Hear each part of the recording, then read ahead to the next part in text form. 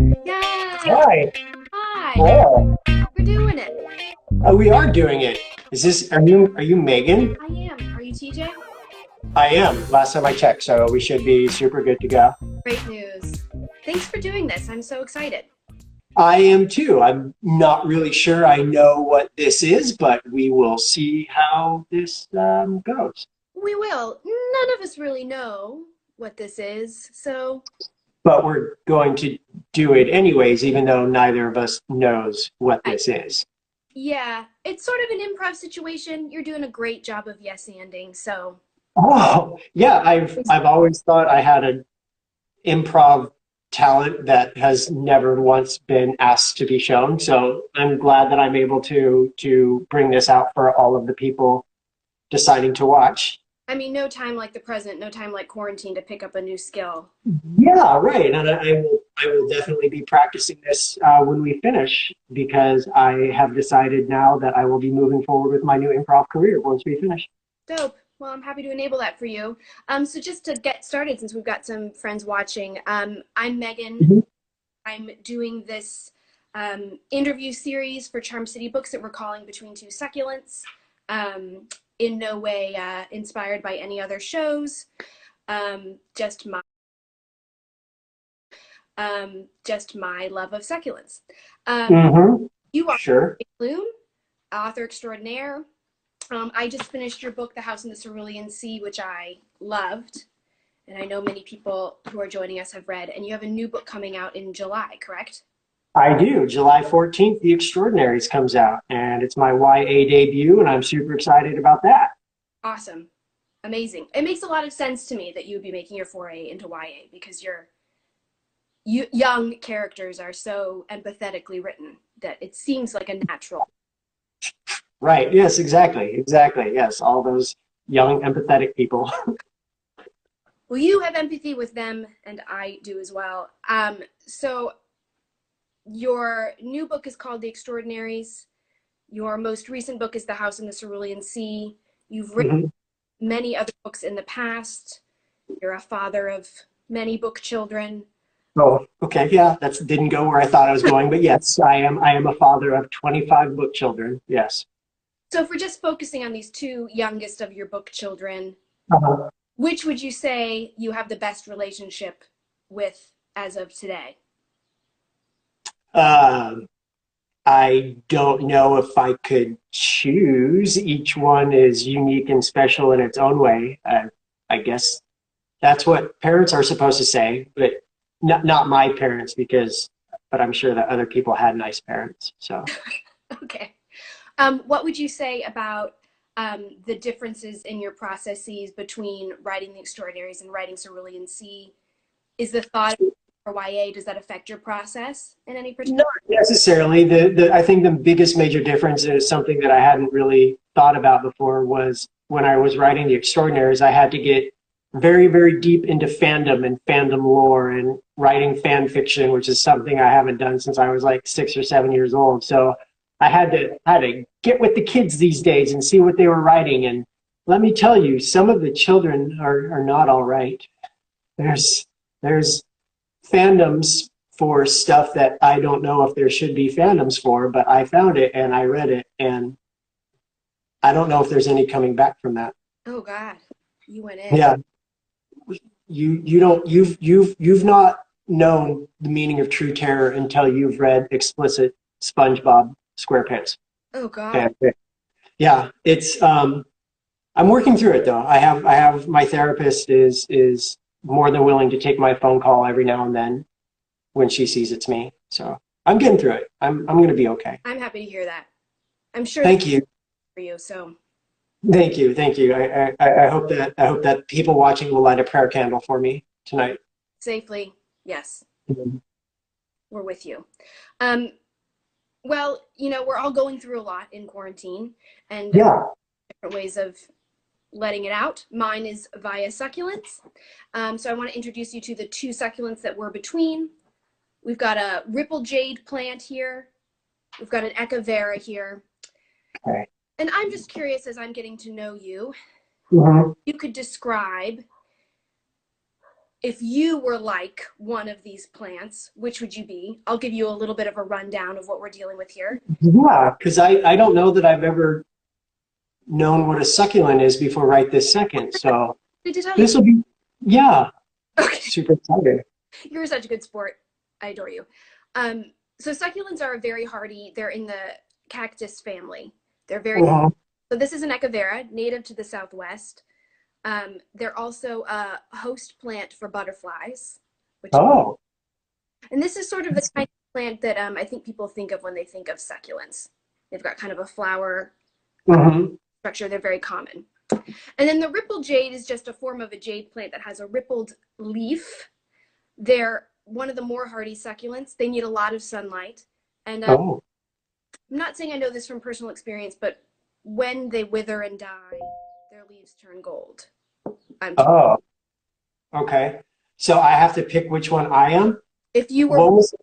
What was the first one called? Aqua Velvet? Echovera, but let's call it Aqua Velvet because that's better. Aqua Velvet. I guess I would be that one because I suppose it's what I think a twink would look like in plant form. And since I used to be a twink, I guess that kind of makes sense. But now I'm 37, which in queer terms makes me either a daddy or sad. I don't know which. You know, por qué no los dos? Yeah. So I'll be the Aqua Velvet. World? Yeah, that one because it has butterflies and colors and it flowers just like twinks. Just like a twink living his best life. And yeah, for real. Really convenient because I would say I'm the ripple jade. I'm pretty hardy, but I gotta have some compliments in the morning to keep me walking. Oh, you look nice. Thank you so much. I feel so much more comfortable now. You're welcome. That's the first time I've hit on a woman since I was 13 years old, and I didn't know it would go very well. We're all doing new things today. Yeah. Understanding of who you are, who I am, where we're going together. Yeah. Yes, we've talked a little bit about your writing process. I'd love to hear more about your reading process and it's specific. If you have any recommendations for people stuck at home right now, what are you reading or what would you recommend that they pick up? Oh, definitely. There's this new and up and coming author. His name is Stephen King, and he just released a new book called If It Bleeds that is 4 novellas in one book, and it is tremendous. I think that guy is going places, so everyone should keep an eye out for him. And then I finished another book a couple of months ago that still stuck with me. It's called The Adventurer's Son by Roman Dial. It's a nonfiction book about a father whose son goes missing while he's backpacking in the jungles of Costa Rica. And it's his journey to try and find what happened to his son. And the book, none of those books, now that I realize it, sound very happy. So maybe start from the very end and read them backwards, so that way the sad parts are at the end and then at the very beginning is happy. Sure, so. That makes sense. No, for real. I know this is an interesting conversation that booksellers are having about like how to recommend books that we love that are not necessarily super happy. But I find that engaging in a story, even if it's not necessarily quote unquote uplifting, really is it really does take you somewhere apart from where you are. It is. And even if the world outside is on fire, you can always open a book and read about a different world that's on fire. So win-win. That works. So I know that your book tour was unfortunately canceled for Cerulean.